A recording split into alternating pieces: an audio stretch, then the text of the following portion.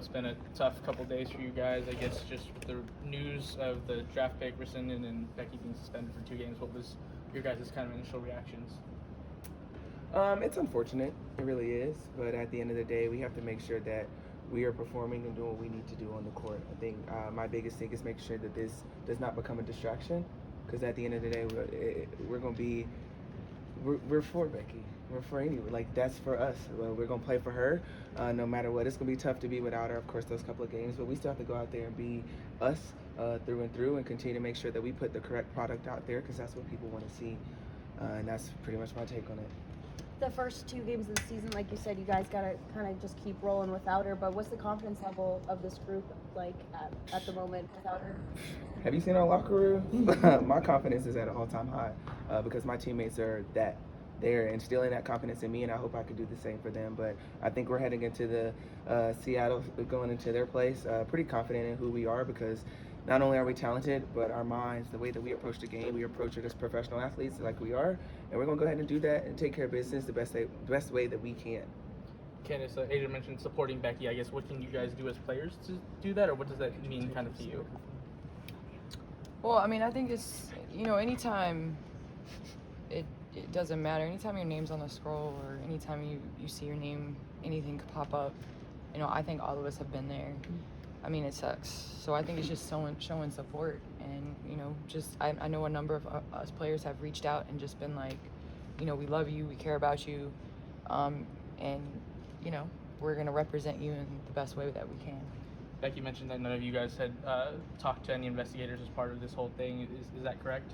No, I mean, I just got here. I didn't speak to any investigators, but in the first 3 weeks I've been here, I've not experienced anything but love from Becky and support and, support from me and my family.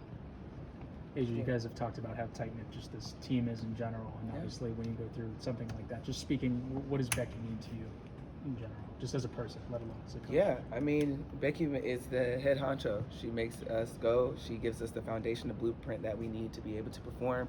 She makes sure that we're in the best situation to make sure that we're great, but then she also allows us to live a little bit. She allows us to be us. She trusts us with a lot of things, and I'm pretty sure she kind of scratches her neck about, but she trusts us with a lot of things, and I mean, we're going to continue to do that. It's going to obviously be tough to not have her on the sidelines, but Tyler has been prepared for this moment, and he's ready to shine, and we trust him in that fact, and we're going to go out there and be us. Kelsey, speaking of Tyler, obviously he's going to take the first game. Natalie Nakasa gets the second game. Just what's it going to be like kind of playing for them in these new roles? I mean, I'm excited for him. Obviously, he's so over-prepared, and I don't think you guys get to see the work that he does with us on a daily basis, but he's definitely the man for the job. That's his scout, so I know he's going to have us locked in. And Natalie, same thing. I mean, Natalie's over-prepared for this, and, we've had practices where Becky was sick or something like that, and Nat stepped in and done a tremendous job. And we have a veteran group, and we're competitors. At the end of the day, we're going to go out there and we're going to play hard as hell. That's always kind of how we are, and we'll be locked in. You guys know how passionate Becky is in general. How much do you think it's going to kind of kill her just to not be able to be on the sidelines for these games? I don't think it's going to kill her. I mean, I hope not. I hope it doesn't kill her. I'm sure she's going to be screaming at the TV, but hey, she'll be screaming on the sidelines. It doesn't matter, but I think she's going to be really good. She's getting a little extra rest. No biggie. We got her. What's the mentality heading into Saturday for you guys? It's a new season. Last year, at the end of the day, nothing comes from that. This is not we don't get to carry anything, any wins, anything. So we know that, and I feel like there's a lot of experience in this locker room, and we know that everyone's coming for our necks. So if anything, it's just an opportunity to go out and hoop. Kelsey, I know you have a pretty high position with the WNBPA. They came out with a statement saying they didn't feel like the punishment was enough. I guess where do you kind of fall on that, or did you have any discussions with them about that? Yeah, I mean, at the end of the day, my job is to represent, the players, and that's the totality of everyone. And I will say, it is one of the things that it's amazing when verdicts come back and no one is happy. And I think that just shows a poor level of leadership and a poor process on the investigation. And so all you can do is, control what you can control. And that's what we've been doing in this locker room and for this organization. And, a lot of that stuff is out of my hands. So, I'm here, I'm present, and that's what matters. Ada, Becky mentioned kind of talking to the group. I guess what was the general vibe of her message, and what does she want you guys to focus on going these 2 games without her? What we've been doing and talking about in practice and settling down and knowing our matchups and locking in, because that's really what matters. We got to win these games, whether she's on the sideline or if she's not.